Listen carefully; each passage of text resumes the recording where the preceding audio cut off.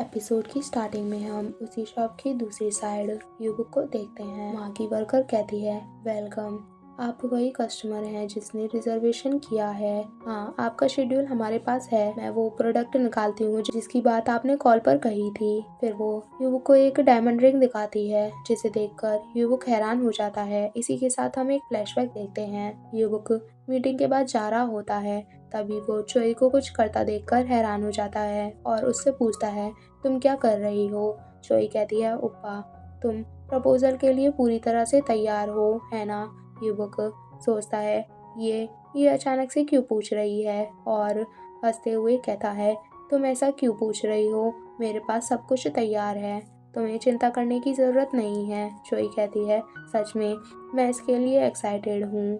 युवक सोचता है, ये इतनी ज़्यादा उम्मीद क्यों कर रही है? अगर मैं हान सो-इन को सिर्फ एक कैंडी रिंग ही दे देता तो भी वो खुश हो जाती। इससे हमें पता चलता है कि युवक प्रपोजल के लिए तैयार नहीं है।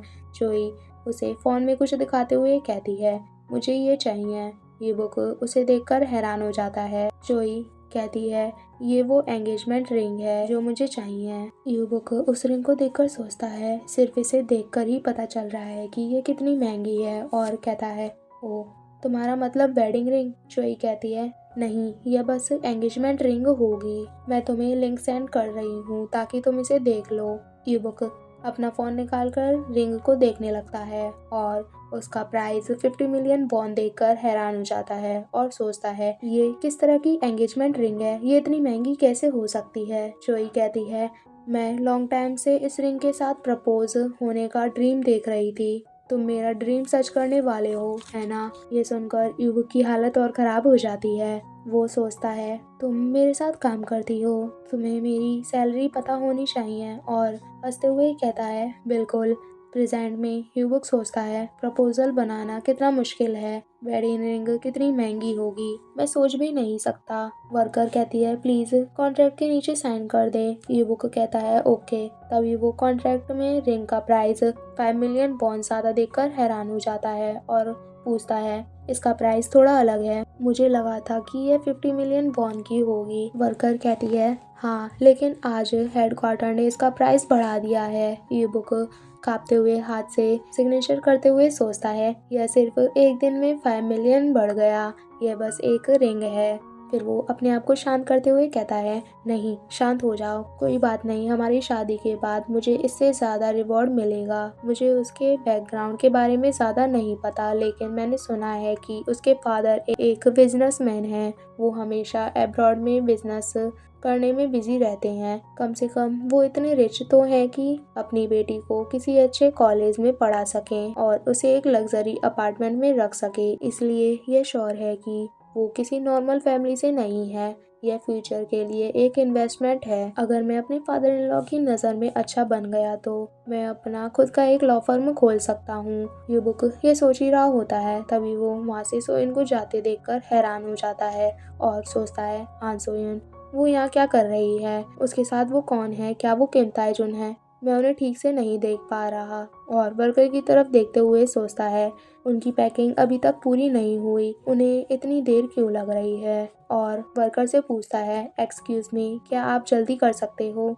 वर्कर कहती है, सर, यह हो गया, ये लीजिए। युवक रिंग को लेकर सो-इन की तरफ जाने लगता है। वो वर्कर कहती है, थैंक यू सर। युवक वहाँ से जाते हुए सोचता है, मैंने उन दोनों को इधर जाते हुए देखा था, और चारों तरफ देखते हुए सोचता है, वो कहाँ हैं? इधर साइड? ओ नो, वो कहाँ गए? पार्किंग में सो-इन कहती है, मिस्टर सीईओ, आपको मेरे लिए कॉन्टैक्ट लेंस खरीदने की जरूरत नहीं थी, मेरे पास पहले से ही एक पेयर है। ताe-जुन कहता है, यह इसलिए है क्योंकि तुम्हारे ग्लासेस का नंबर भी चेंज हो गया है। सो-इन कहती है, फिर भी अगर आप मेरे लिए इतनी सारी चीजें खरीदेंगे तो मुझे अनकंफर्टेबल फील होगा। ताe-जुन ये सुनकर सोचता है, मुझे अनकंफर्टेबल फील हो रहा है, और मिस्टर जंग को याद करते हुए सोचता है, मुझे यकीन है कि वो हान सो-इन को पसंद करता है, लेकिन मैं इन्हें बिना किसी कारण के एक साथ काम करने से नहीं रोक सकता। और सो-इन से कहता है, मैंने बस तुम्हें उन ग्लासेस का पेबैक किया है जो मैंने तोड़े थे। सो-इन कहती है, लेकिन मैंने आपका एक्सपेंसिव जार भी तोड़ दिया। ताe-जुन ये सुनकर कुछ नहीं कहता। तभी सो-इन चलते हुए रुक जाती है और कहती है, तो प्लीज़ मुझे बताइए कि इसके बदले में मैं क्या कर सकती हूँ। ताइजुन ये सुनकर रुक जाता है और सोइन की तरफ देखते हुए सोचता है, कुछ भी, मुझे बहुत सी चीज़ें पसंद है, इतनी कि उनसे एक पहाड़ बनाया जा सके और इनमें से कुछ तो सही नहीं है। इसलिए मुझे लगता है कि पहले कुछ छोटा मांगना ठीक रहेगा, कुछ ऐसा जो एक बेसिक मांग जैसी लगे। लेकिन अगर मैं बहुत लालची होना चाहूँ तो मैं तुम्हें किस करने के लिए कह सकता हूँ। मैं सोच रहा हूँ कि उस वक्त तुम्हारा फेस का कलर कैसा होगा, तुम उस वक्त किस तरह की आवाज़ करोगी ताकि मैं तुम्हें हमेशा के लिए अपना बना सकूं।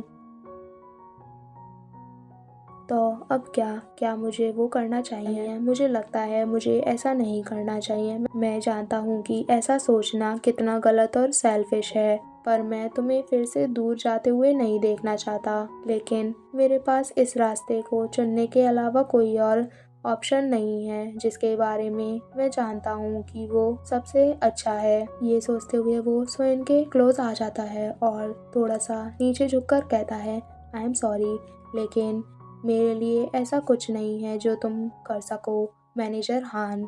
और मन में कहता है, कॉम्प्रोमाइज़ करने का मेरा यह तरीका है। ताइजुन के ये कहने से उनके बीच साइलेंस हो जाता है। फिर ताइजुन स्माइल करते हुए पीछे मुड़ जाता है और कहता है, मुझे भूख लग रही है, क्या तुम मेरे साथ बाहर चलकर डिनर करना चाहोगी? चलो जल्दी चलते हैं, इससे पहले कि बहुत लेट हो जाए।